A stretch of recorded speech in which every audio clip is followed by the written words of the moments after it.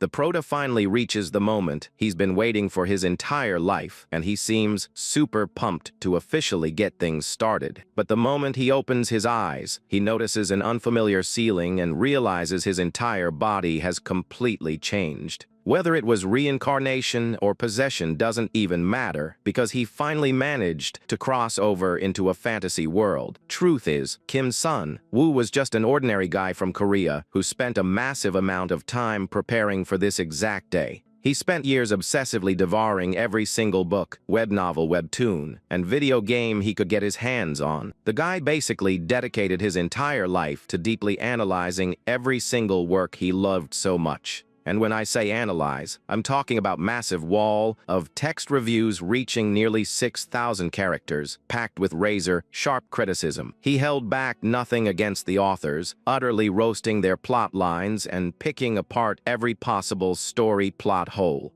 Day in and day out, without taking a single break, our beloved professional critic kept pumping out wildly detailed breakdowns. He memorized lore and character dynamics like he was cramming for the most important test of his life. Son Woo even knew the exact coordinates of every single secret item and hidden relic in those stories. But all his constant nitpicking came with the heavy price, causing most authors to simply throw in the towel and drop their stories. The poor guy ended up banned and completely hated across every reader forum, but at the end of the day, his wild plan actually worked out. After causing so much trouble for everyone else, he finally got transported and woke up right inside the body of a kid in another world. Now all that's left is for him to look around and figure out where this whole medieval setting actually landed him. Noticing that he's 5 years old at most, the little genius decides it's time to check out his status window. He strikes that classic and prota pose and strikes out with all his might, shouting out for his status screen to appear, except an insanely awkward silence fills the room, and absolutely nothing happens, driving the kid into instant panic. Son Woo realizes his brand new journey isn't going to be a super easy glitchy, but he decides not to stress about it too much. After all, he remembers that plenty of the stories he criticized didn't even have a status system to hand out easy shortcuts. The kid decides his best bet right now is to leverage his modern-day knowledge to invent something ground-breaking and get filthy rich. And just like that, the first week of his amazing new possession life flies by, with him still at the ripe old age of 4. But reality hits hard when he finds out his new name is Ivan Petrovich, and things aren't looking quite so easy. To make matters worse, his parents are just poor farmers who can't read and have zero idea what country they even live in. Hoping to revolutionize the market, he attempts to cook up homemade soap, but all he manages to do is cause a massive explosion. On top of getting grounded big time by his mom for playing with lye, he learns the hard way that soap already existed in this world. By week 6 of his new life, the kid realizes that becoming a world-changing inventor isn't going to be a walk in the park. Everything changes when he heads to town to buy eggs, and out of nowhere, several flying newspapers catch the little guy's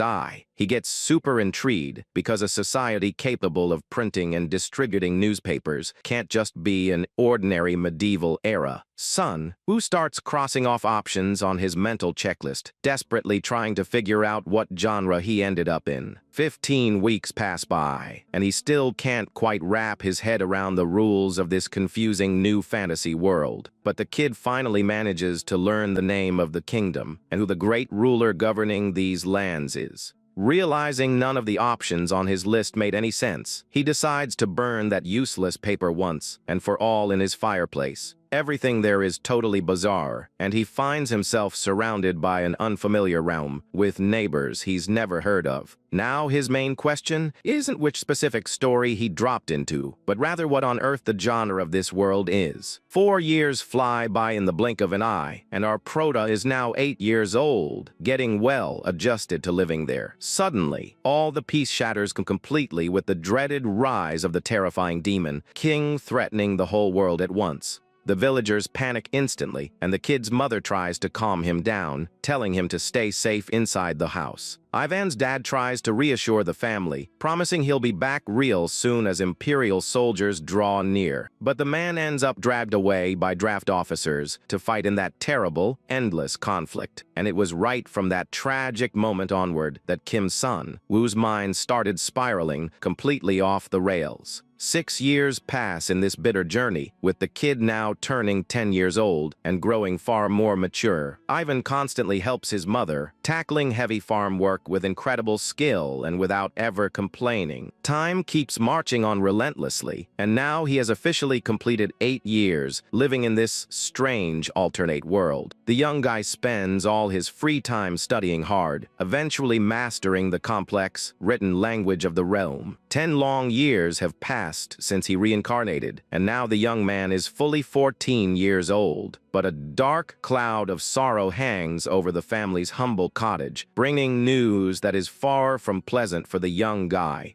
The feared official notice regarding his father's passing is finally delivered into his hands, crushing any hope of a reunion. To make it even worse, that official notice had actually been issued by the government over 2 years ago. Ivan gets completely furious and confused, wondering if the genre of this world is actually a strategy game after all. Ivan realizes he's stuck in a wild multi-genre world mixing gunpowder, steam engines, slice of life, magic, and a war with a demon king. The poor guy turns pale with disbelief as he realizes the absurdly complex mess he managed to get mixed up in. To make things harder, his mother breaks down crying uncontrollably over this tragic loss hitting their family. Seeing her heart break, the kid wonders how things could have gone so wrong right at the beginning of his journey. He tries his best to comfort the poor woman, promising everything will be okay, and the very next day he makes a drastic life choice. Young Ivan simply decides to enlist in the military and heads straight to the train station to start his service. He signs a contract for an annual salary of 15 coins and sets up direct transfers for all the money to go straight to his mother. The kid doesn't just do this out of pure kindness, but because he genuinely feels terrible for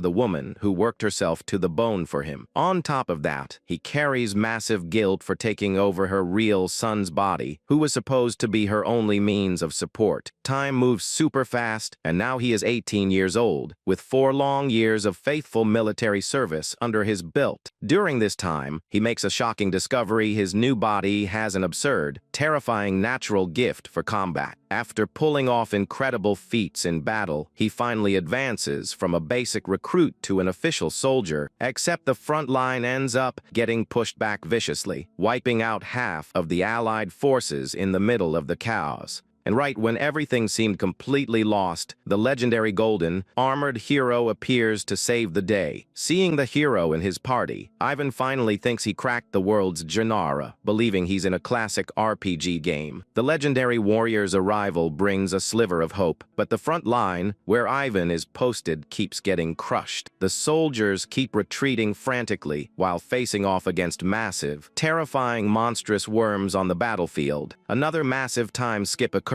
and now our prota is 28 years old, looking battle-tested and rubbed. The course of the war finally begins to turn when the hero's party pulls off a flawless ambush against the enemy generals. Thanks to his outstanding military record, Ivan manages the wild feat of fighting right alongside the hero's party itself. With all that attention, he gets assigned to a super high priority special squad focused on area control and enemy suppression. To shorten that ridiculously long title, everyone simply knew that Deadly Group as the cleanup unit. They were sent in to clear out the mess whenever the hero's party took down a commander and left the enemy camp in total disarray. And so 2 more years pass, with our favorite prota turning 30 years old, marking 16 years in the military. The moment everyone was waiting for finally happens when the hero's party defeats the dreaded Demon King once and for all. Ivan then decides to just grab a front row seat for the victory parade, eagerly waiting for the end credits of his journey to roll. With a serious and determined look on his face, he gets ready to finally return to his old, beloved life back on Earth. But time marches on, and at 32 years old, he genuinely believes he's right on the verge of escaping that harsh fantasy realm. But to his utter disappointment, 2 full years pass since the Demon King's defeat, and absolutely no game over screen triggers. Making matters worse, the personnel numbers of his cleanup unit have been sliced down to just 1/5 of their original strength. Even keeps fighting tooth and nail through all the chaos, with no clue if this endless conflict will ever come to a close. Realizing the higher-ups wanted to wipe out the squad, he agrees to one last high-risk mission before finally getting discharged. He survives that literal suicide squad assignment by pure miracle, left with a face completely covered in dirt, sweat, and rage. Now at 34 years old, he's still waiting for this ridiculously long and exhausting epilogue to finally wrap up. It's been 10 years since his dear farm mother passed away, leaving him completely alone and directionless in that fantasy kingdom. With nowhere else left to go, the warrior decides to return to his old hometown carrying nothing but a single suitcase in hand.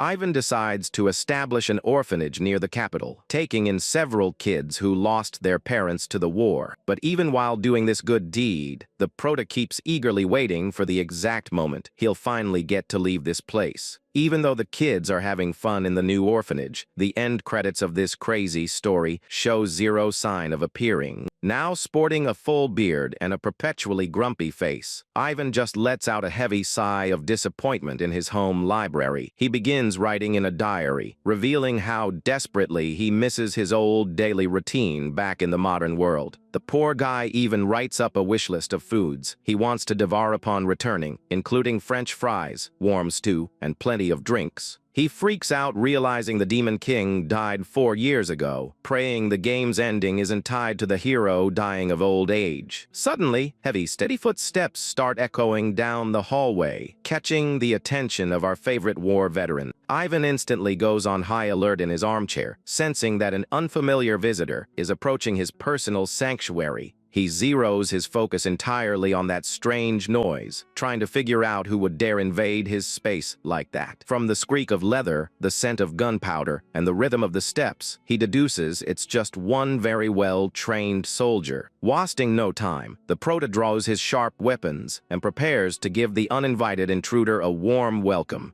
The door to the room starts opening slowly, making a tense creak that turns the atmosphere inside even heavier. But the person who steps in is a young officer, all smiles, rendering a crisp salute to greet his senior combat veteran. Ivan points his weapon and grumbles that he should have knocked first, while the young officer pokes fun at his unkempt beard. The veteran simply closes his eyes and says with total seriousness that he only came there to discuss important business. Dmitri delivers a mysterious sealed letter, teasing that the veteran is way too impatient to even let him sit down and catch his breath. He tells Ivan to hurry up and open the envelope, explaining that it's a private message sent straight from the princess herself. The officer jokes around asking if the letter is laced with poison, urging his friend to open it to see how the nobility is faring.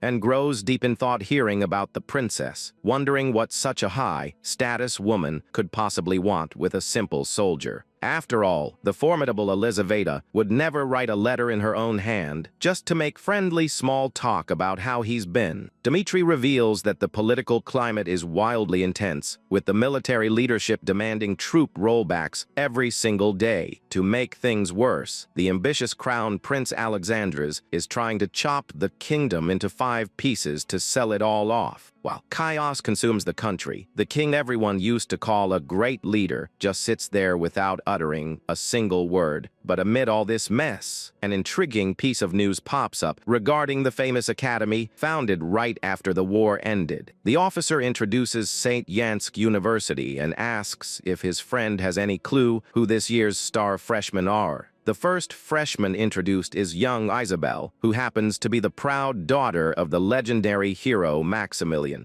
Then we have the strong and intimidating Oscar, the heir to the fearless knight Gilles de Reyes, ready to prove his worth. We also have the brilliant Elfa Hera, who carries the massive prestige of being the powerful mage Bill Green's daughter. Rounding out the prodigy group are Esadisi, daughter of the raging berserker, and Agile Lucia, the young disciple of Rogin Rick. And to lead this squad of hero offspring, the saintess from the original hero party takes on the role of department head. Since the prestigious academy doesn't enforce a minimum age, the most talented prodigies in the world prepared early to get in. The officer explains with deep concern that if any of these high-profile kids get hurt or worse, total chaos will break loose. If even a single hair falls, the whole country goes down, prompting Ivan to immediately ask what he's supposed to do about it. Dmitri puts it simply, his ultimate objective is to shield every single one of those kids from danger for 3 full years. The veteran gets totally outraged, realizing what kind of ridiculous setup the ending of that hero tale turned into. He curses this messy political resolution, furious over this random academy popping out of nowhere in the middle of nowhere. Suddenly, a terrible suspicion dawns on Ivan's mind, leaving him with a look of pure shock as he connects the dots. The Prota asks for a second to process, while feeling his eye twitching at that ridiculous, unsettling revelation. He slams both hands onto the table with so much anger that a red aura of pure frustration starts radiating from his body. The warrior lets out a massive curse with everything he's got, while the young officer just stares, completely clueless. He finally realizes that the story he reincarnated into was actually a generic high school academy romance novel all along.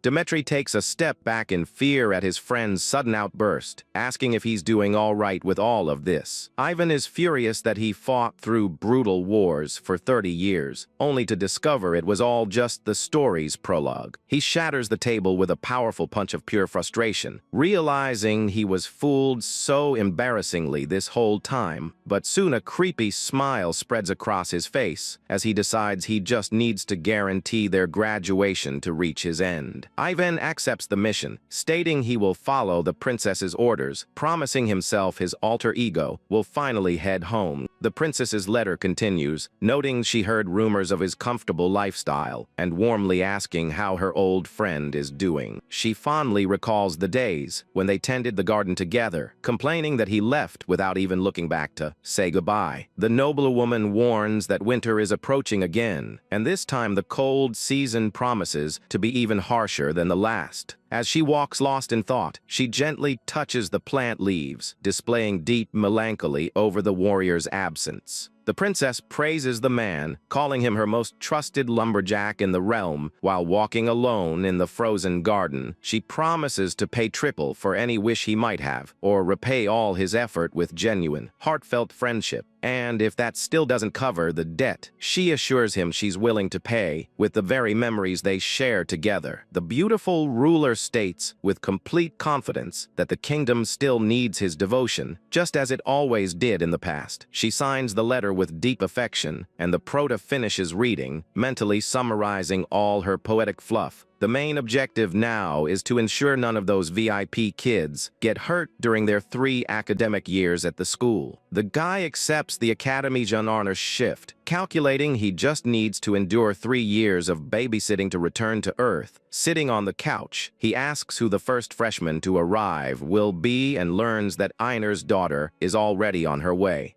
Upon hearing the girl's father's name, Ivan instantly tenses up, remembering that wildly troublesome warrior in vivid detail. Though known today as the Great King of Drone, the man was once just a wild barbarian who was part of the original hero party. Ivan laughs, remembering that lunatic screaming and wildly demonstrating how to swing a battle axe in the middle of battle. And to the total dismay of our suffering Prota, the first prom student about to arrive at that military school is on the very train carrying the heiress of that completely wild warrior, ready to kick off all the story's chaos. The barbarians of the Drone Kingdom celebrate proudly, claiming the young girl inherited Einar, the conqueror's blood, to rule it all. They joke about which field she will conquer, only to find out the girl is heading off to dominate the world of orchestral music. Young Esadisi appears with a violin case on her back, shouting angrily and asking what on earth is wrong with classical music. She proudly enters St. Yansk University's music department, promising everyone she will achieve absolute, runaway success. The drone Order of Knights throws a massive send-off, and just 2 days after departing, her train continues along its track. But like every good fantasy story cliché, the train suddenly derails violently in the middle of the mountains in a huge explosion. In the meeting room, Dmitri is stunned by the news, asking the Proto if he's absolutely certain there will be an attack. Ivan cold-heartedly replies that he's positive, because that's the most mandatory, overused cliché in any military academy story. He recalls the classic tropes where the hero always defeats the demon king with the help of his brave, loyal companions, where even one of the evil generals ends up switching sides midway to support the hero against the forces of darkness, and how at the end of that long journey, peace finally returns to the world, all of which are nothing more than standard tropes. The veteran knows every literary genre has its own common tropes, so he starts digging through his memory for the rules of his burnt book. He tries to recall details from that story he burned in the fireplace 30 years ago to stay one step ahead of the enemy. Ivan easily deduces that an ambush on the incoming student train at Gorvich Station is classic trope material for this work. With that in mind, our professional critic heads over to the station, calmly reading a newspaper while waiting for the action to start. With just minutes before the drone Harris's train arrives, he checks his wristwatch, knowing danger is right around the corner. The guy knows that if anyone were planning an ambush against the girl, the best spot would be right at that border station. That's because crossing that line shifts all responsibility onto the kingdom, on top of being a heavily guarded military zone. Lacking proof to call for backup, he decides to act solo, noticing the enemy's undercover security is hilariously amateurish. He walks calmly into the main station lobby, observing every suspicious detail around him with keen attention. Ivan locks his eyes on a seated guy, pretending to read train schedules, who had already let 3 departures pass him by. The other accomplice disguised as a produce vendor was even more ridiculous, trying to sell onions in a completely empty station.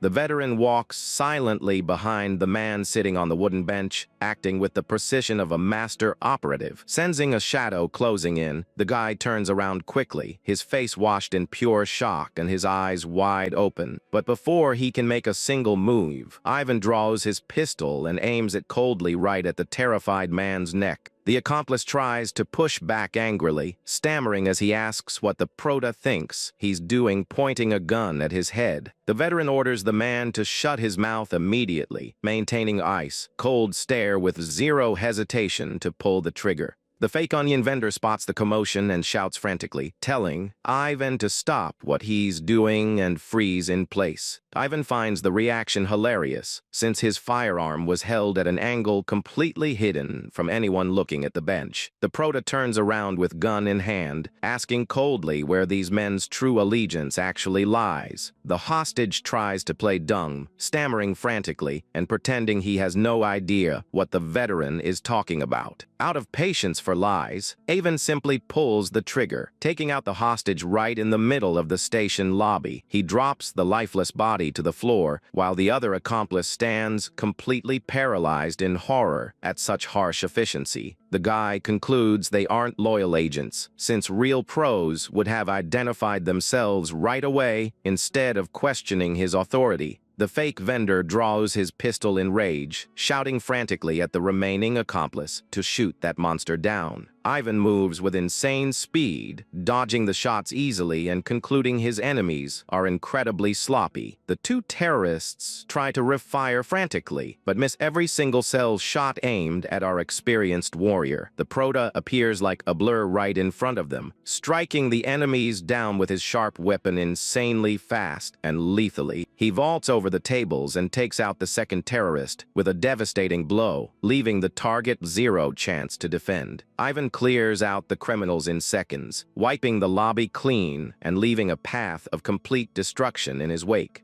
The guy looks down at the fallen bodies with disdain, thinking these rookies clearly never faced a real warrior in their lives. The surviving terrorist screams in pure agony on the floor. Realizing his arm was completely severed by the hit, Ivan calmly warns him that if he doesn't stop that heavy bleeding, he's going to pass out right there in under 3 minutes. The hero steps closer in his black coat, asking in an intimidating tone where the rest of his crew is hiding out. The criminal cries in panic, revealing there are 15 more men down by the tracks, begging for his life in exchange for info. He tries to bargain by saying their boss is a terrifying monster, leading Ivan to conclude this group was just the scout unit. The survivor confirms it desperately. The Prota asks if they know exactly who the passenger on that drone train actually is. The man cries in pain, revealing his boss said the train was only carrying gold and high-value kingdom goods. Ivan starts walking away, and the wounded man shouts frantically, asking if he's really going to spare him after confessing. The veteran turns back with a cold stare, replying he won't spare him because there was clearly a lie hidden in his statement.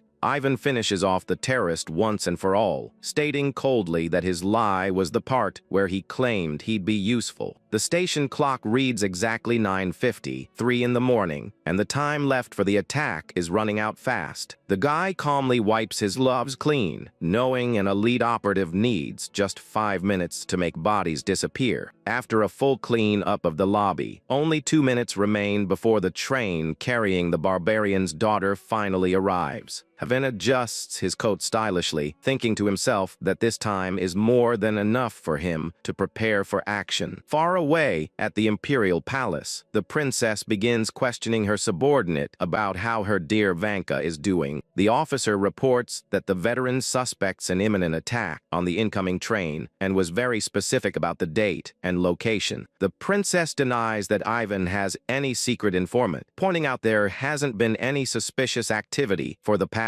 4 years. Dmitri lets out a nervous, sweaty laugh, not really knowing how to react to his superior's strange obsession. She authoritatively demands that every single move and action of Ivan's be properly recorded and delivered straight to her. The beautiful ruler wants to review the reports at a moment's notice, displaying her cold, iron-blooded princess personality. With a piercing gaze, she realizes he remains unchanged from the time he departed for his final wartime assignment. The princess feels immense conviction in the soldier's actions as the drone train speeds along over a high bridge. Meanwhile, hidden in the snow, a terrorist holds a red detonator, fully confident his plan is going to work. Ivan sprints through the frozen forest, recalling the rules and common tropes that govern academy romance novels. He knows full well that a train attack would never truly harm the main cast, let alone the main Prota. The veteran concludes that this explosion on the train tracks before school admissions is actually just the game's classic tutorial. He knows the tutorial is only meant for rookies to adapt to combat, so he has zero intention of stopping the explosion. The terrorist on the tracks presses the red button without a second thought, triggering the chaos planned by his mercenary squad. The bomb detonates with devastating force, blowing up the tracks and sending the train derailing dramatically into the snow.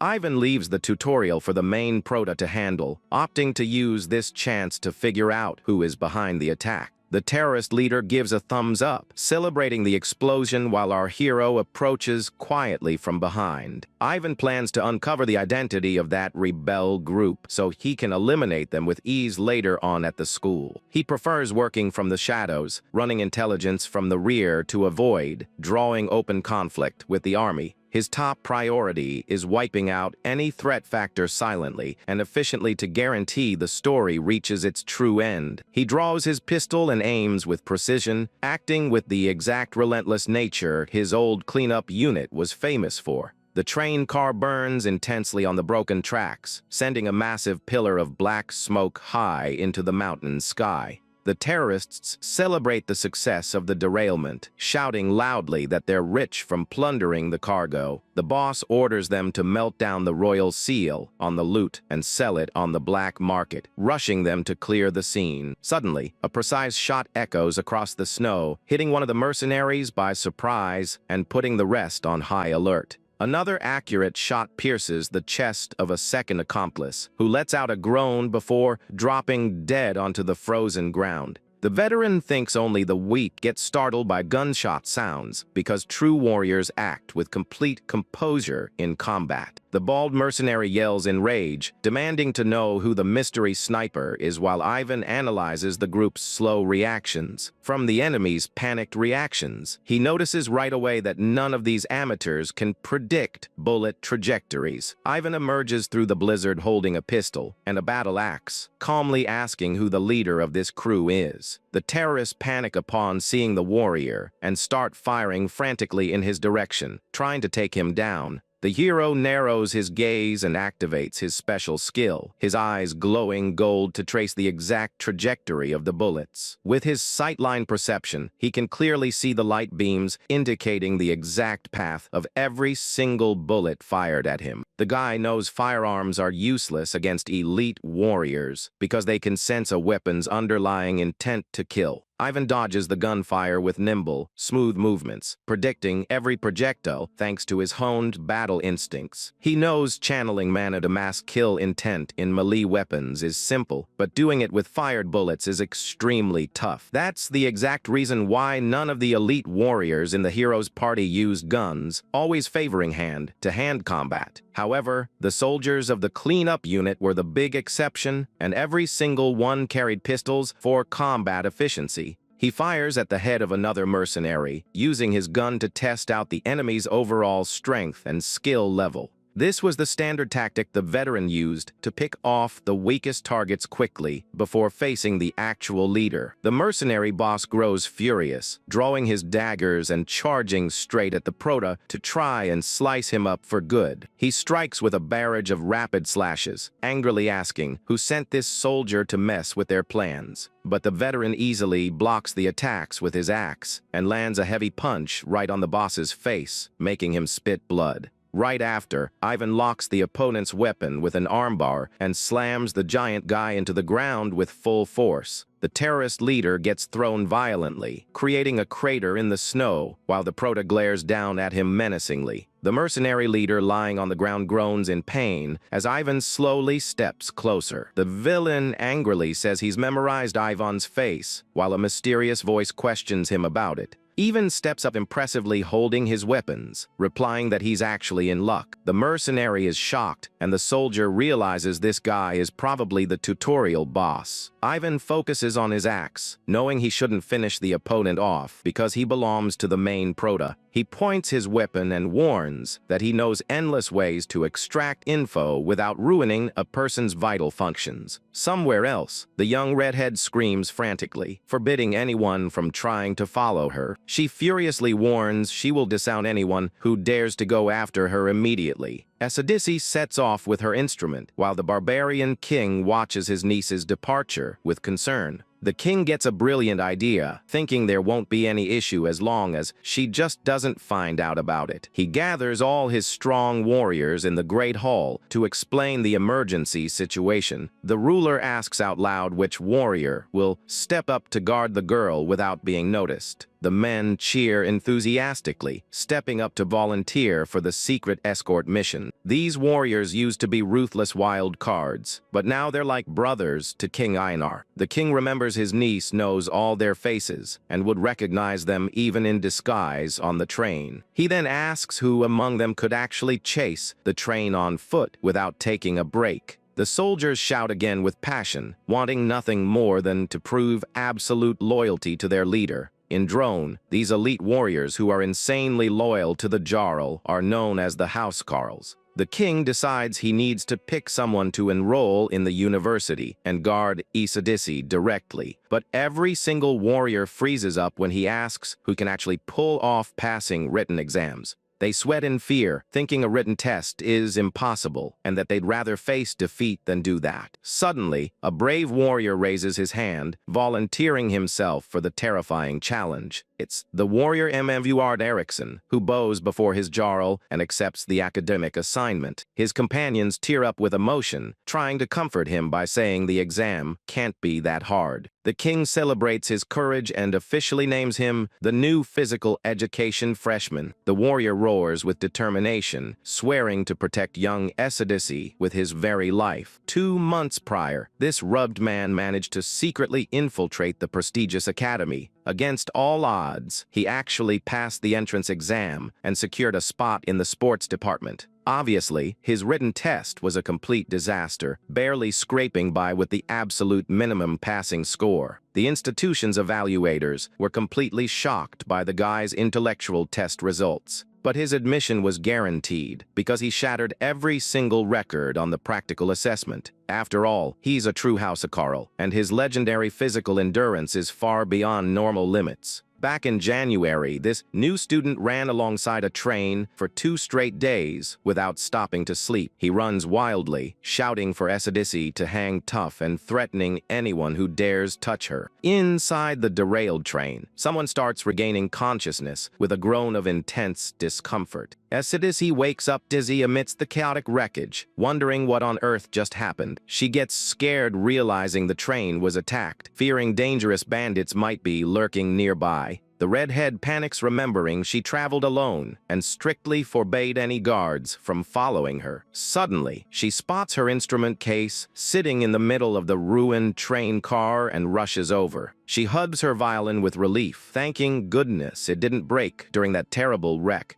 But her peace is short, lived when a loud, sudden noise startles the girl in the middle of the smoke. The train car door is kicked open violently, making the girl let out a loud gasp of pure shock. She shrinks back terrified against the corner of the car, clutching her violin with trembling hands. A creepy laugh echoes from outside, while a mysterious hand grabs the side of the door frame. 3 armed looters step inside the car, smiling when they see they only found a helpless girl. Outside the train, the mercenary leader desperately begs to be put out of his misery due to the intense pain. Ivan steps on the criminal's chest, calmly holding his axe and telling him he's definitely not going to pass away just yet. The hero tells him to stop saying creepy stuff while coldly bringing the weapon closer to his face. The mercenary lets out an agonizing scream as the veteran begins questioning him without showing an ounce of mercy. The villain begs him to stop, while Ivan pours out a green healing potion to extend his suffering. The mercenary boss screams in despair as the green liquid burns intensely against his skin. Ivan keeps pouring the potion, knowing healing potions are the absolute worst nightmare for elite soldiers.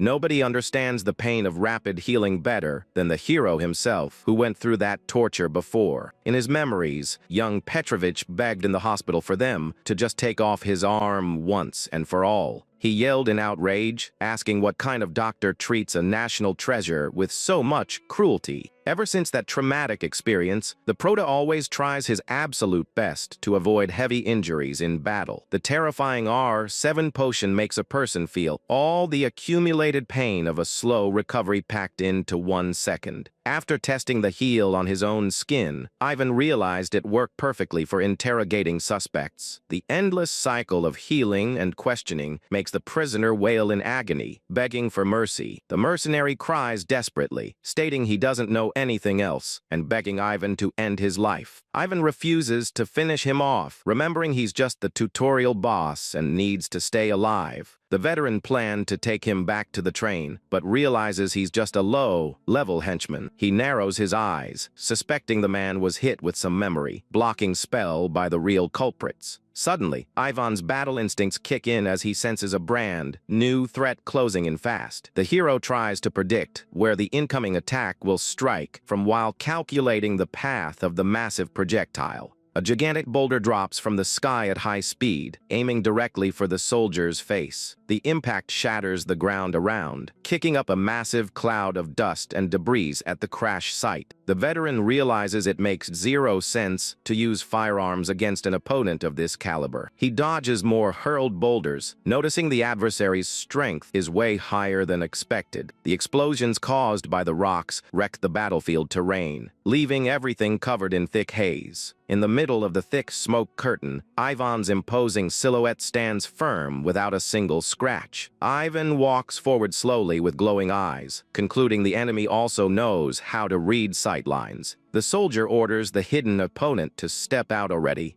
so they can settle this battle once and for all. Heavy footsteps echo across the field while a strong red aura begins manifesting in the smoke. M2 Rod steps out on the horizon praising Ivan's strength, but warns that his playtime is officially over right now. The Barian says it was foolish for a mercenary to dare lay a single finger on his niece. Ivan realizes his misjudgment, noticing the giant guy is actually the uncle of the real boss in the game. The soldier draws his elite battle axes, getting ready to fight for real against the warrior. The hero zeroes in on the opponent, thinking this warrior must be the real leader he's looking for. Memard charges forward at top speed, swinging his heavy weapon to land a decisive blow against the enemy. The two warriors clash weapons with brutal force, generating a massive impact that cracks the earth beneath them. The barbarian opens his eyes wide in utter shock, feeling the weight and firmness of the opponent's defense. Memard tries to push Ivan back with all his raw power, realizing right away that this soldier is way too strong. Ivan spins his axes with extreme technical agility, easily deflecting the heavy impact attack. He blocks the follow-up combination, questioning if his guess about this being just a tutorial was wrong. The barbarian is stunned by his opponent's skill, finding it absurd that a simple robber can fight so divine. Ward starts suspecting that maybe there's a far more dangerous force pulling strings in the shadows. Sparks and dust fly everywhere with every violent clash of the two elite fighters' blades. Ivan remembers that young Princess Isadisi is one of the game's main leads that he has to keep alive. The powerful warrior the Rod fights with doubled fury, thinking only of saving his beloved niece, no matter the cost. He shouts with all his soul that he needs to rescue her right away to prevent the worst from happening. Far from the fight, silence rules inside the wrecked train carriage, where survivors are still hiding out. Isadisi backs away terrified as the armed looters step closer to her with sketchy intentions. The leader of the looters chuckles maliciously, saying he thought she was just an ordinary survivor. He steps up smiling to touch her, but gets hit with an insanely violent reaction from the girl. Apologizing to her beloved instrument, the redhead strikes the crook's face with all her raw strength.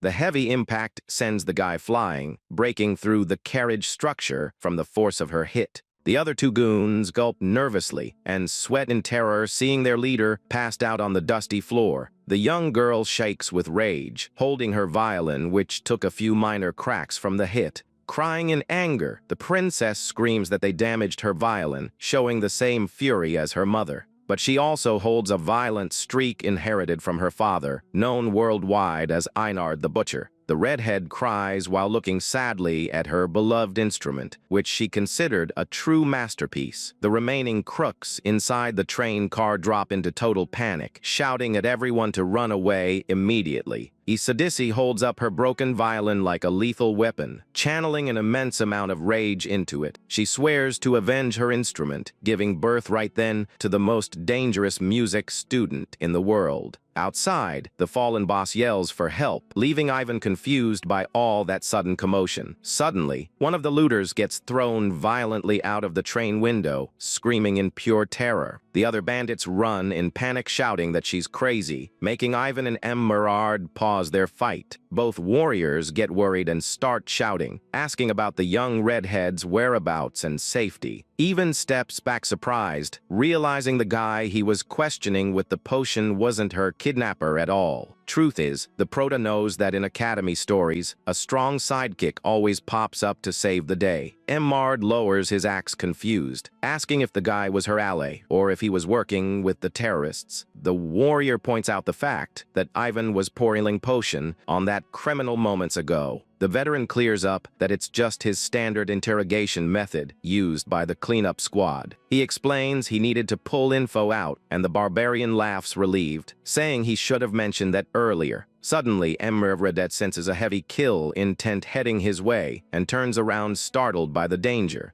Isidisi steps out with a dark glare and eyes glowing with rage while tightly gripping her broken violin. The uncle runs happily toward his niece, celebrating that she's alive, but the girl looks confused by his presence. Ivan watches the girl in silence, remembering he had seen her exactly 7 years ago. He remembers when she was just a cute little girl running happily to hug her uncle. The soldier realizes the target is safe and that her new ally is strong enough to escort her to the academy. He decides it's best to back off right away, since it would cause major issues if his identity got exposed. The redhead finds it strange that the masked warrior who was just there with them vanished completely in a flash. Emmard stares at the horizon in silence, intrigued by the mysterious skills of that relentless fighter. He analyzes the warrior's fighting style, concluding it was an exact copy of the enemy's special forces. The barbarian remembers that man's axe handling felt super familiar, almost like King Einar's style. Putting the clues together, he realizes there's only one man capable of that. Legendary hero candidate Ivan Petrovich. Mord asks his niece if she remembers a man named Ivan, and she confirms super excitedly. She praises Uncle Ivan, saying he was an unbelievably kind and gentle person as they walked together. Emdad remembers hearing rumors that Ivan passed away, but realizes he only missed it because the guy grew a beard. Back at the orphanage, our proto lets out a long, exhausted sigh after that chaotic day. He reflects on how that hard day's work was insanely tiring compared to what he actually gained. The system confirms that the first escort mission for the warrior's daughter was cleared with absolute success. The orphanage church bells ring out, announcing the arrival of another calm morning at the facility.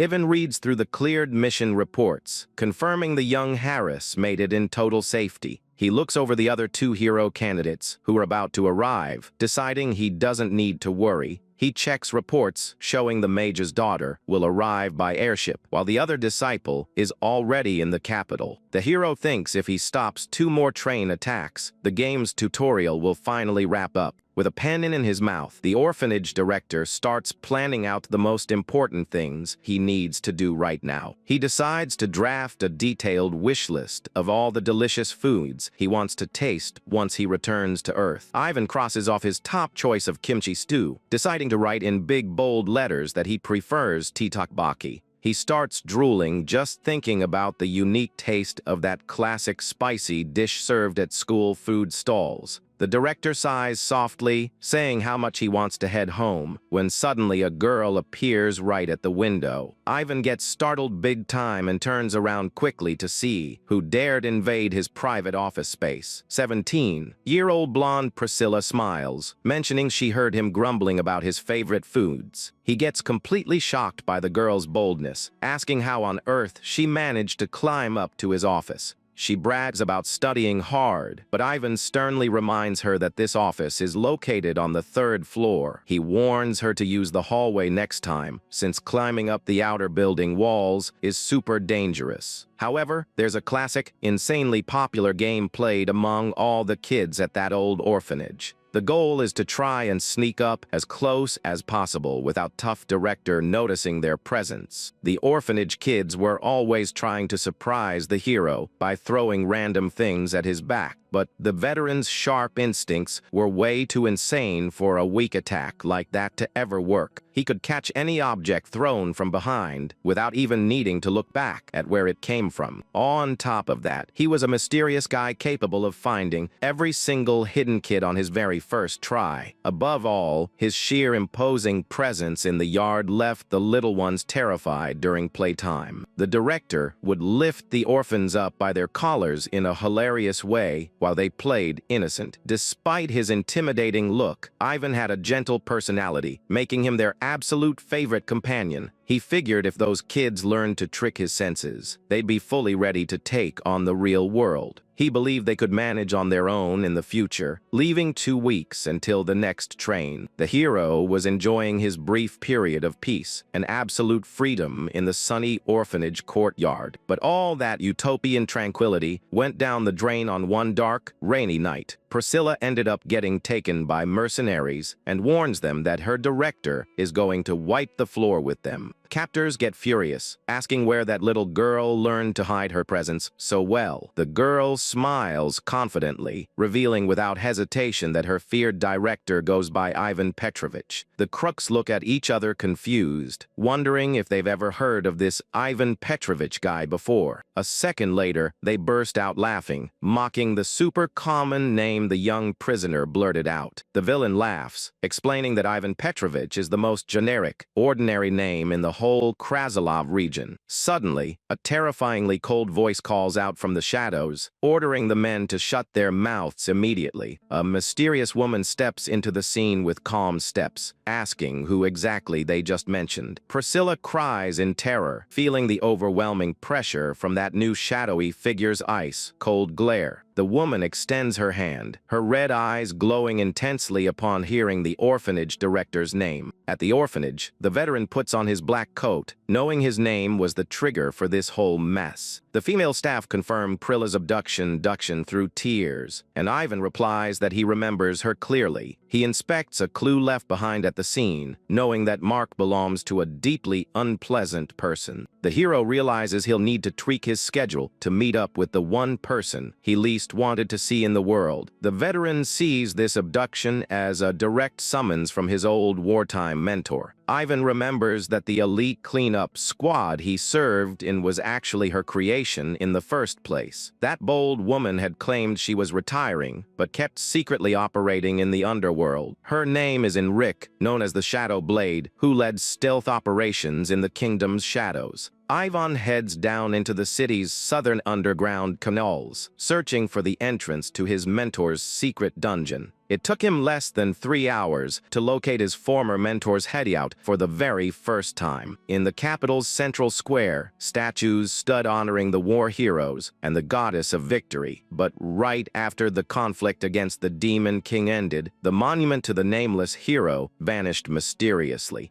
Nobody in the kingdom cared much about the theft of that statue right in the middle of the public courtyard. The reason was that Enrique left a clear message, saying that mourning the fallen heroes was her right alone. Ivan spots the stolen monument in the sewer, knowing those figures were way too sharp for peaceful times. He locks his eyes on the stone, carefully analyzing the inscription carved into the stolen funeral monument. The text reads that even if forgotten, their glory shall be eternal, honoring the absent heroes of Krasnov. The proto bows respectfully before the monument in absolute silence as a sign of mourning. The soldier reminds himself not to grieve for those who passed first on the brutal battlefield. He knows full well that real soon, he'll also be marching in the exact same ranks as his fallen brothers. Suddenly, the heavy sound of an iron door opening echoes through the damp, dark dungeon. Ivan raises his head, looking at the massive passageway revealed right behind the stone soldier statue. He steps into the luxurious room, turning quickly as he senses the familiar presence waiting for him there. At the end of the long dining table, a gorgeous purple-haired woman rests calmly, holding a teacup. The hero calmly says she still remembers him while staring at the impressive figure of the legendary rogue. The woman replies mockingly, asking if this is their first meeting in 7 full years. It's Enric, the former rogue of the hero party, who affectionately calls the soldier Little Ivan. She was a centuries-old vampire who wiped out her own kind and took countless lives under secret contracts. On top of that, she was the brilliant mind behind the cleanup squad, serving as Ivan's beloved grandmaster.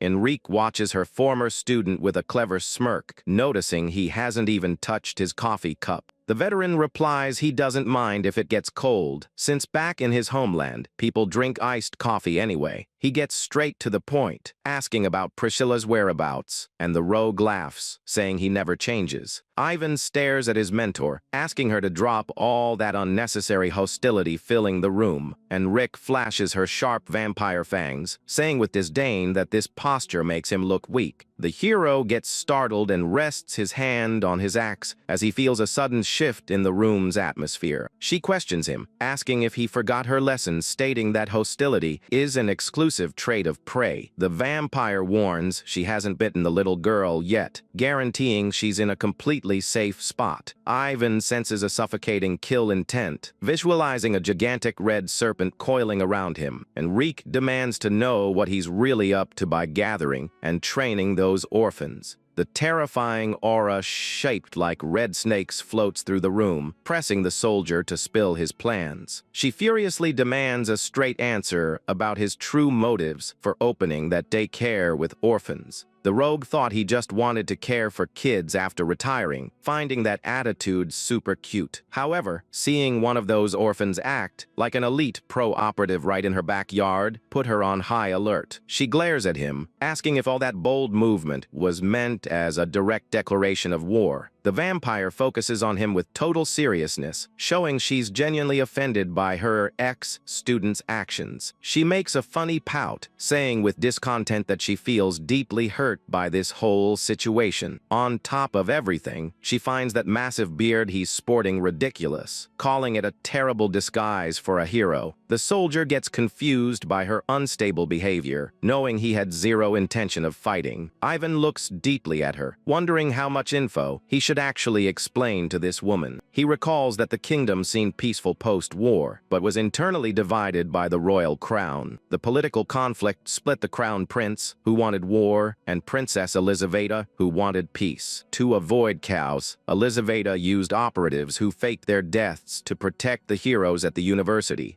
The veteran knows full well that he is that undercover operative, finding it absurd to be accused of plotting. He knows Enrique is aware of his mission, so he wonders why she's demanding details on his plans. The soldier starts suspecting that his former mentor might have secretly aligned with the crown prince. He tenses up, wondering what this completely wild and unpredictable woman is planning to do. The hero mentions hearing that she trained a disciple, attempting to resolve things peacefully. Enrique listens with her arms crossed, wanting to know where he's trying to go with all this formal talk. Ivan explains that his client took an interest in the girl, and that it'd be a huge loss if she got hurt. He intended to say he'd take custody to protect her, hoping his mentor would catch the drift. However, from the vampire's perspective, his words sounded like a direct threat that he'd eliminate her. Ivan thinks she understood perfectly, but the woman slams the table furiously, thinking he threatened her. Enrique shouts her disciple's name, ordering the girl to step into the meeting room immediately. The door swings open, and a cheerful young girl named Lucia answers her mentor's call with total energy. The girl greets Ivan happily, saying she's heard so many wonderful things about the veteran.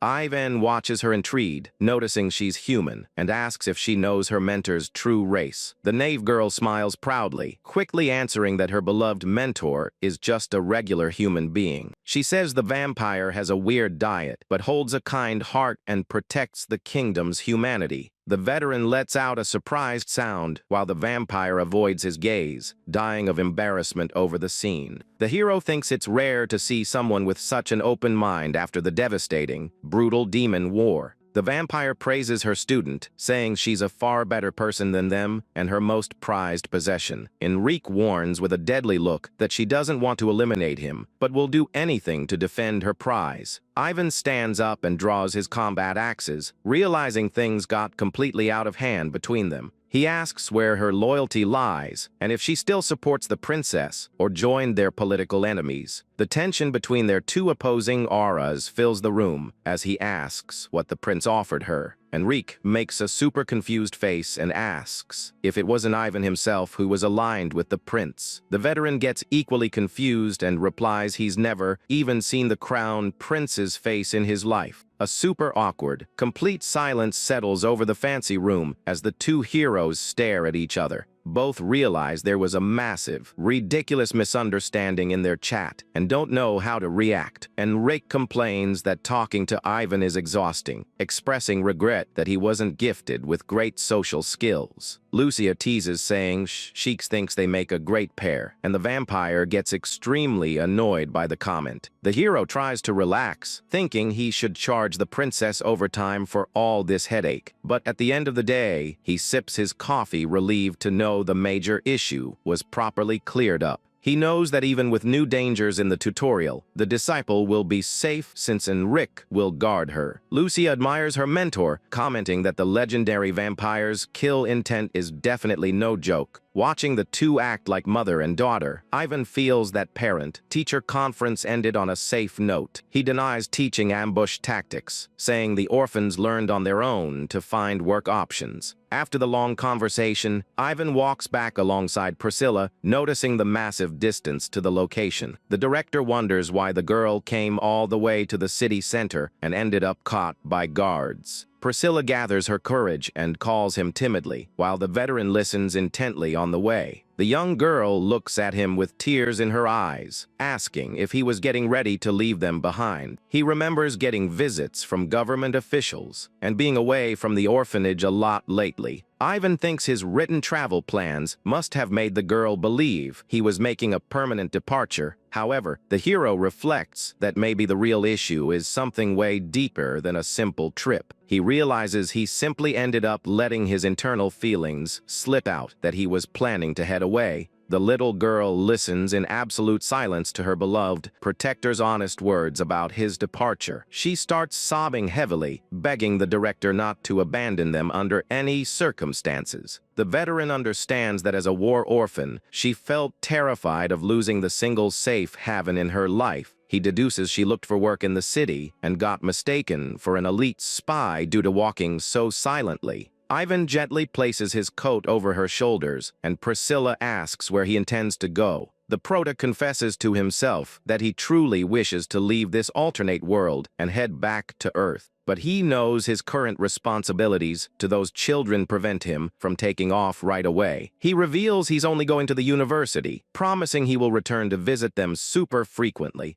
Priscilla feels relieved, realizing the director poured so much effort into that orphanage and won't leave them stranded. The veteran calculates he'll need about 3 years to wrap up all the institution's remaining business. Knowing the tough university entrance exam is in November, the young girl already starts cooking up a plan. She smiles, thinking that if they all pass the exam, they can reunite with the director in just 1 year. The girl gathers the orphans, explaining the rules, that they must do everything in total secrecy without him knowing. She says with determination that they need to study hard without the director suspecting a single thing. The internal race begins, and whichever group gets admitted to the university first will claim total victory. All the orphans throw themselves into an insane study routine, while the director thinks everything is calm. The mission to keep Acidity safe was officially completed with total success by our skilled hero. The second mission, involving Rick's disciple, was also wrapped up with success by the prota. He glares thoughtfully, knowing his next challenge is already super close to starting on the train. An impressive steam train speeds along the tracks, cutting through the green fields of that region. The camera shifts to an insanely sleek, polished silver sword resting inside the train car. A gorgeous blonde girl named Isabel watches the landscape through the train window, holding her weapon. She's the proud daughter of a legendary hero, traveling toward the prestigious university. A terrifying shadow beast lurks on a tree branch, eyeing a tent set up inside the forest. The wild hare strikes the enemies brutally by surprise. Knowing his squad operates like an assassin unit, a massive light beam detonates, destroying everything in the woods, mocking the need for stealth. Gilbar sports a smug, confident smirk, proud of pulling off yet another stellar surprise attack. The dark elf screams furiously, calling him completely insane for acting with such loud destruction. She complains that he might as well just run around shouting to the whole world that the kingdom's hero was right there. Suddenly, the elf hears a strange noise and turns quickly, suspicious of a brand new threat. Gilbert ignores her warnings and pushes forward, spinning his light sword, set on not losing to the beasts. A spectacular display of glowing slashes obliterates the giant monster, leaving the elf completely speechless. He comments that it was a nice warm-up, but the girl panics upon noticing his wrist is broken. The injured warrior calmly asks for medical help while the healer sinks onto the magic circle, exhausted. The barbarian King Einar lets out a sarcastic laugh with his sharp teeth, getting ready to put on a show. He roars that the men of Drone live to leave their mark on the world, while his allies beg him to stop. The night was incredibly starry and peaceful above that gigantic stone mountain in Krasilov. But with a single devastating swing of his axe, the barbarian split that huge stone mountain right in half. The fisher released a massive horde of monsters, bursting out of the nest enraged like hornets attacking everything.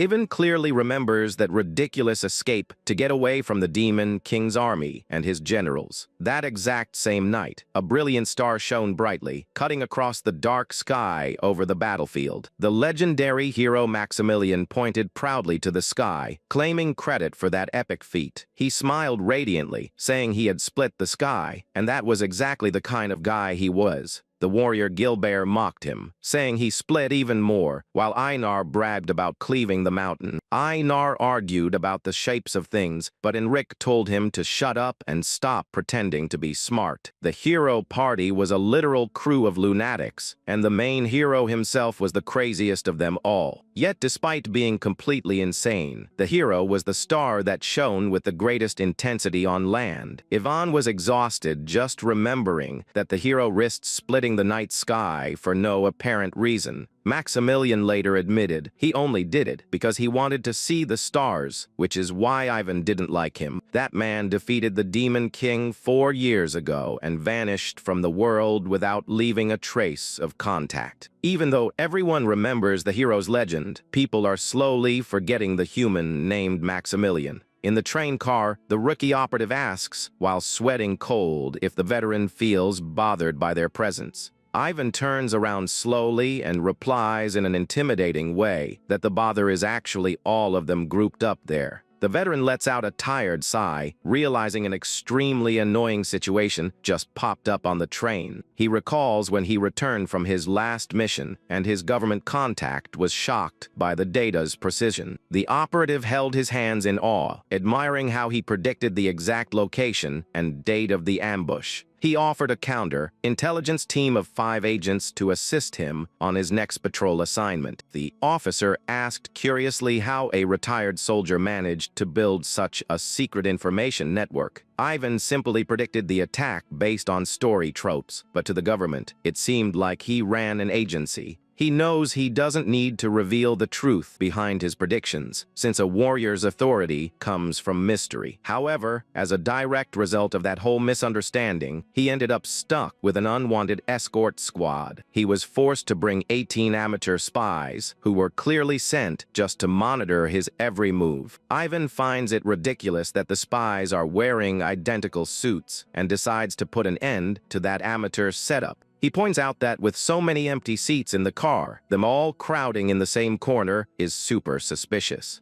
The veteran calls the operatives sloppy rookies, wondering how he can ever retire with professionals like these. He decides to lay down an epic lecture, saying at their age, things were way stricter in the military. The steam train continues its journey, puffing gray smoke into the blue sky as time passes slowly. The iron wheels spin non-stop on the tracks, making the carriage sway gently during the ride. At the station, the rookies say goodbye, bowing and shaking, respectfully thanking Ivan for his advice. During the trip, Ivan chewed them out harshly, teaching them that real operatives must conceal their intentions. The guys run off crying and exhausted after enduring 18 straight hours of lecturing without a single break. The veteran watches the spies running off into the distance, relieved to finally be free from that surveillance. His plan worked flawlessly, giving the guys a life lesson as well as an excuse to get lost. On top of that, the rookies were ordered to guard young Herr Oscar, which makes things easier for the hero. Ivan thinks it's perfect, since he ditches spies and guaranteed the safety of a key group member. Right at that moment, a gorgeous blonde girl carrying a suitcase walks right past him down the train corridor. She walks past with her head down and a distant look, appearing to be deep in thought about her own fate. Inside her private cabin, the young blonde rests her face on her hand, bored out of her mind, looking out the window. Her butler tries to comfort her, asking her not to worry since her father always took care of everything. But the girl reacts aggressively, slapping the guy's hand away and displaying immense annoyance toward him. With eyes burning in anger, Isabel orders the servant to shut his mouth, calling the guy a useless fool. The man tries to apologize, frightened, but the young heiress coldly orders him to get out of her sight. She calls him an idiot while watching the guy leave the luxurious train cabin with his head hung low. The butler closes the door in silence, feeling sad and defeated by his mistress's cold treatment. The butler grits his teeth with built-up anger as he steps away from Isabel's cabin. This train departed from St. Mathilion and carries several passengers heading toward the capital. Since it's a route close to the combat fronts against the demons, security in the region is huge. Ivan watches the scenery, thinking that most of the areas they pass through are well-guarded military zones. Because of all this guard presence, out of the 30 stations on the route, only 3 are prone to attacks. On the first stretch perfect for an ambush, the train passes smoothly, without any kind of incident. As for the second stretch prone to mounted bandit attacks, the journey continues peacefully. The veteran then places his hand under his coat, ready to draw his pistol at a moment's notice.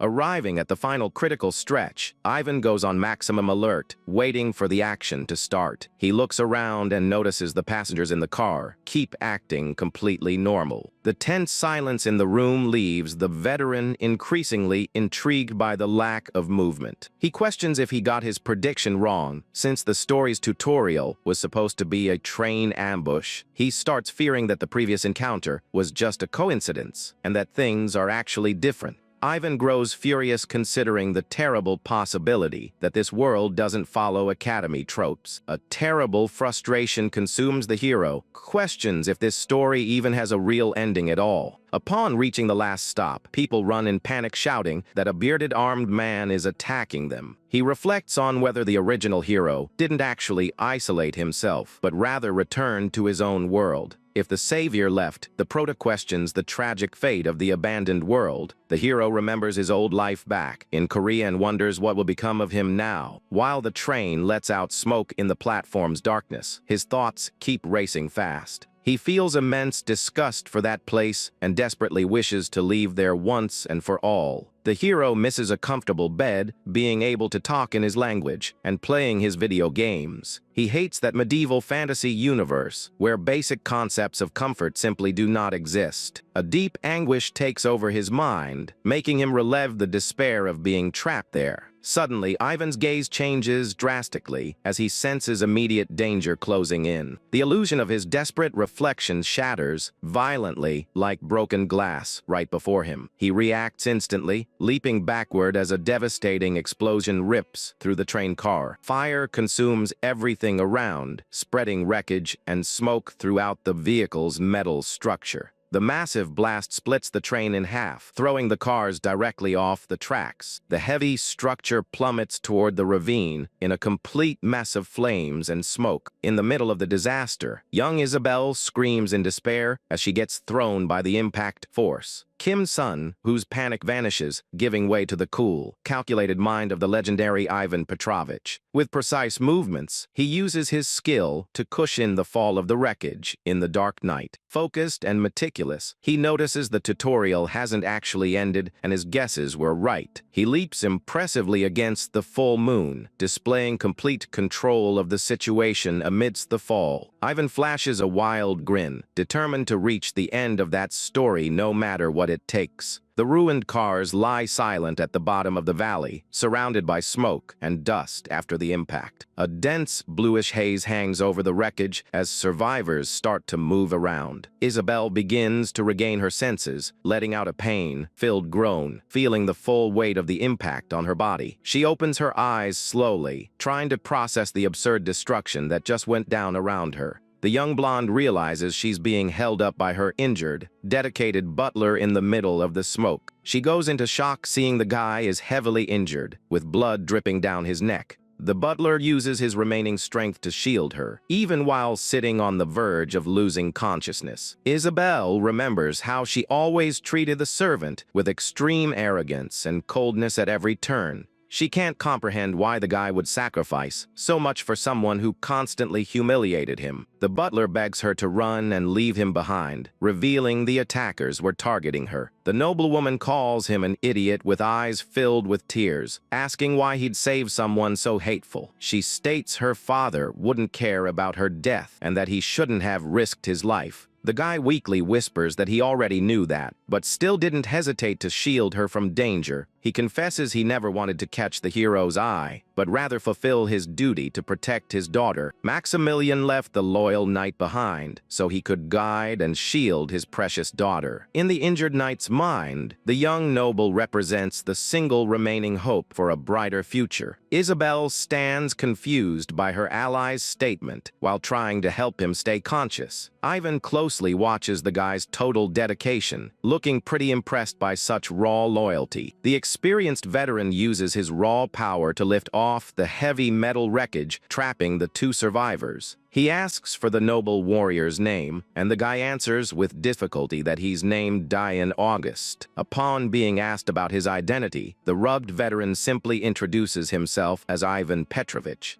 Ivan asks if the guy wants to live, and the young man answers, gasping that he'll do anything to survive. The experienced warrior quickly opens the vial of his special healing potion to begin the treatment. He holds up the legendary green potion, warning seriously that the recovery process will be extremely painful. Despite it being an almost unbearable pain, Dian August bravely pushes through the potion's effect, a pure willpower. The suffering is so absurd that the young man begs for death, promising to confess all his order's secrets. He screams uncontrollably, leaving the young Harris in total shock as she witnesses that scary scene. In the middle of the painful delirium, Dian aggressively curses out Isabel, venting his true grievances toward her. After the outburst and a backslap from the girl, the knight finally passes out with swollen, red cheeks. The terrible shock of the pain and the slap caused the guy to regress mentally, calling out for his mom like a child. Ivan warns that the enemies on the mountain are coming down, ordering the girl to carry the injured guy. The brave Harris draws her glowing sword, asserting with determination that she is also capable of fighting. However, her shaking hands give away the terror and weakness she feels in the face of incoming combat. The veteran praises her stance, but says it won't be necessary, and the girl complains about his lack of formality. He notes she inherited her mother's difficult personality, and the girl asks startled if he knew her dad. He changes the subject, telling the survivors to light a fire to warm up from the harsh night cold. Isabel asks if he's going to face the danger alone, without even knowing who the mysterious invaders are. The rubbed warrior walks calmly toward the dark forest, displaying total confidence in his moves. He firmly repeats that the combat details aren't a concern she needs to carry at the moment. Under the imposing full moon, the veteran recalls military doctrine about always preparing for the worst-case scenario. He knows that in real combat, the simplest survival rules make all the difference for real. The enemy will always try to attack in the most cruel, messy way possible to throw off targets. The default plan for invaders after derailing a train is to relentlessly hunt down fleeing survivors. To avoid the worst-case scenario, Ivan uses the tactic of placing victims out in the open where they can be seen. Upon spotting the fire, the enemy squad changes strategy, pausing the hunt to surround the bright spot. While the opponents move to encircle the flames, Ivan takes advantage of the perfect moment to counter-attack. The enemy soldiers run in confidently with their torches, having no clue of the deadly trap ahead. Ivan aims coldly in their direction, set on becoming the absolute worst possible nightmare for those invaders. The skilled marksman places his finger on the trigger, ready to unleash a devastating strike on the crew. He uses his old unit's precision technique to land flawless long-range shots. Suddenly, one of the invaders gets hit fatally, leaving his companions in absolute panic on the spot. Another soldier falls wounded in the woods, while the others scream desperately, trying to spot the shooter. Taking advantage of the distraction caused by the shots, the veteran charges relentlessly through the forest shadows. Amidst the forest darkness, the opponent's torches end up serving as perfect targets for his assault. Ivan pops out by surprise swinging his feared axe, taking out opponents with accurate, brutal hits. One of the enemies tries to fight back in despair, pointing his firearm and yelling furiously at the hero. The legendary warrior blocks the attack with extreme agility, disarming the adversary in the exact same instant. With cold, calculated moves, Ivan neutralizes another threatening opponent without granting a chance to defend. After the fast, efficient wipeout, the hero calmly holsters his sharp weapon back into his belt. He takes a deep breath, looking at all the attackers' bodies scattered across the damp forest floor. Ivan knows his former unit's stealth combat style is unmatched for dealing with dispersed groups. This awesome strategy allows a single experienced warrior to trap an entire squad by himself. At the camp, the enemy leader gets the terrible news that his scouts were wiped out by axes. The demon centurion Ipelos reflects intrigued, wondering if he's facing a highly specialized elite force. Ipelos listens closely to the distant gunshots that seem to come from the west and north of the forest. The demon notices the shots are closing in, wondering if the marksman knows their exact location. To test his terrifying theory, the centurion harshly orders the soldier to hand over his firearm. He raises the pistol high and fires a single loud shot, leaving the scout next to him startled. The experienced centurion opens his eyes wide, concluding the opponent is actually a single person acting alone. The subordinate finds that impossible, since everyone clearly heard multiple shots, echoing in different directions. Meanwhile, in the middle of the dark woods, one of the soldiers trips over a thin, almost invisible tripwire wire. The trip triggers a pistol tied to a tree that fires immediately, revealing Ivan's meticulous trap. Ipelos roars furiously, realizing every sound heard earlier came from the guns of his own fallen men. The scout turns completely pale and stunned, comprehending the genius and harsh nature of that guerrilla tactic. Giving zero time for a reaction, Ivan emerges silently from the shadows, striking the warrior crazy fast. The villain realizes the hero tested his combat awareness, using the gunshots as perfect bait from the start. The soldier questions if the hero's daughter could be capable of planning something so genius and terrifying solo. Ipelos remembers the late hero's absurd power, imagining his daughter must also be a total monster. The centurion orders all troops to gather immediately in the forest to hunt down the intruder once and for all. He warns he will move separately, leaving his subordinate pretty surprised by that risky choice.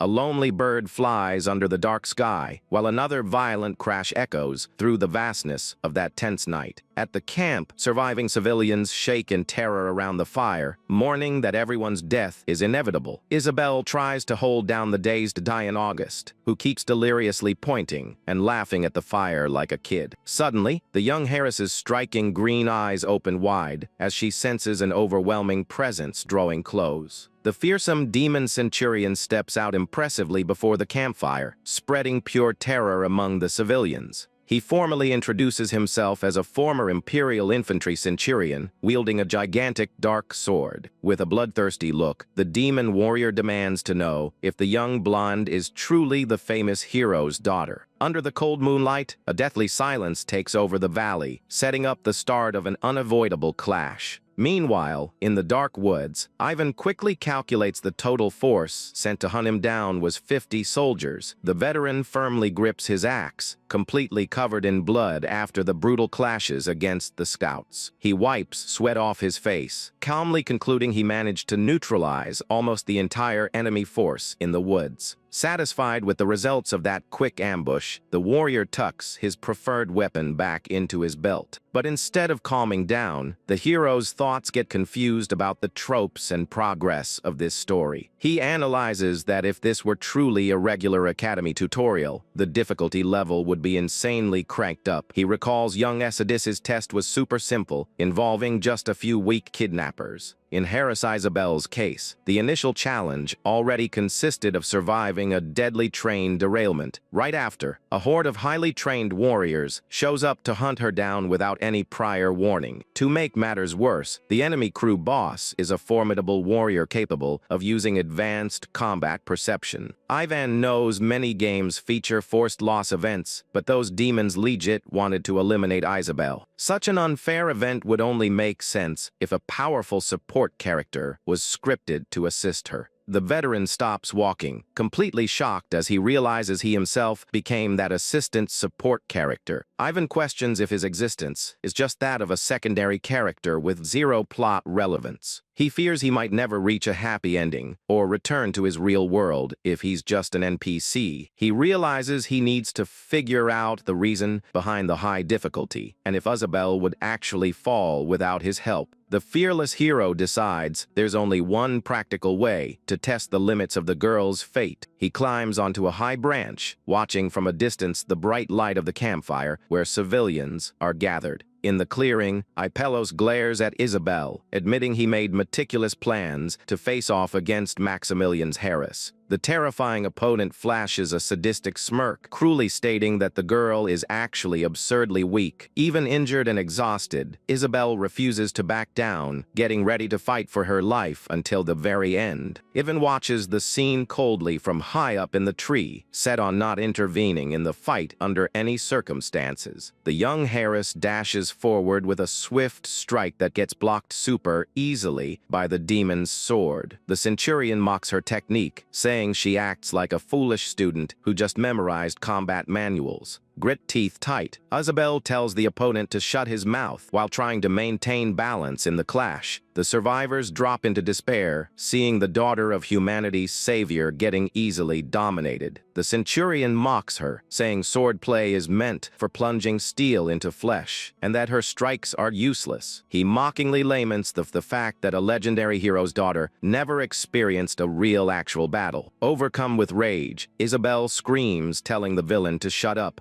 charging with renewed resolve in her eyes. However, the violent clash between weapons causes the girl's sword to be launched high into the darkness. Disarmed and completely helpless, the girl drops to her knees while the demon points his huge blade at her. Ipelos laments losing his valuable soldiers over a battle that ended up resolved so quickly. He mocks her, saying she couldn't protect anyone, and asks if she has any final words before passing on. The young blonde hangs her head gloomily, remembering the massive weight of bearing the title of the hero's daughter. In her thoughts, she recalls old advice telling her never to force herself to become a hero. She remembers that a true hero isn't defined by absurd power, but rather by unshakable courage. In the memory, Dian August recited the sacred words of the knight's oath he took over a decade ago. He explained that a true knight should never try to be a hero, but rather own up to their own weakness. Even having lost his mind from the treatment pain, that old oath remained alive inside his heart. The main rule of the tale's realm was to put oneself in the shoes of the helpless and see the world through their eyes. Isabel finally accepts Dian's advice, honestly admitting to herself that she really is weak. When the demon delivers the fatal swing, the girl uses her own weakness as an advantage, sliding right under the blade. She knows the true reason to wield a sword is to rightfully protect those who can't defend themselves. The survivors watch the scene nervously, desperately praying the young girl pulls off the impossible. Ipelos gets caught off guard by the girl's unexpected agility, moving like a true knight of Thales. Isabel grips the hilt of her fallen sword with both hands, channeling all her remaining power into that single move. With a humble, precise strike, she delivers a flawless counter-attack, piercing the chest of the powerful Centurion. The refugees watch that incredible display of courage, unable to believe what just went down. With a bright, impressive gaze, she holds her sword high, honorably fulfilling her duty to protect the people there. A burst of bluish light fills the clearing as she wraps up the clash in an absolutely spectacular fashion. The demon Centurion gets hit by the powerful slash, failing to throw together any reaction against the girl's assault. He spits blood, completely shocked to be defeated so easily by the girl he deemed weak. Isabel holds her ground firm, showing that humility in the face of danger was her greatest weapon to win the fight. The final swing of her blade cuts through the air with precision, sealing the fate of that terrible invader once and for all. The villain staggers backward as the full moon's light illuminates the tragic end of the tracker leader in the valley. He lets out a pain-filled groan followed by a faint laugh while his blood spills heavily onto the damp ground. The demon centurion mockingly notes the fact he was wounded first by the legendary hero and now by his brave daughter. Lacking power to stay standing, the strong opponent drops to his knees before the girl, who breathes heavily. She looks at him with total seriousness, firmly declaring she doesn't fight just because she's the savior's daughter. She proudly states her name is Isabel, and that her power comes from her own core beliefs and origins. The demon accepts his defeat with one last whisper before collapsing lifeless onto the camp's dusty ground. Feeling the full weight of exhaustion stack up on her body, the young heiress finally relaxes, leaning on her sword. Despite being completely wiped out and injured, a soft, genuine smile of relief pops up on Isabel's face. The survivors celebrate, crying of happiness, hugging each other for managing to escape certain doom that night. Suddenly, she hears a familiar voice complimenting her good work and turns around fast, pretty surprised. Ivan calmly steps out from the forest shadows, walking toward the group with hands in his coat pockets. He stops next to the centurion's lifeless body, calmly letting her know that Demon was the last remaining enemy. Relieved to know danger has passed, the young girl praises the veteran's incredible feat and sits down to rest. Ivan concludes in his thoughts that this whole brutal attack was just the classic tutorial awakening event. He knows if the story followed the original trope, all passengers and Knight Dian would have passed away right there. That would have triggered the girl's true rage power, wiping out all opponents on her own. But the fact everyone is alive is entirely due to his direct intervention, which would be impossible for an NPC. He feels massive relief realizing he is indeed not just a secondary character with zero control over his fate. Right at that moment, Ivan recalls a key event from the past, when the legendary hero split the skies open. He knows the hero's goal in opening up that dark vastness wasn't simply to admire a star.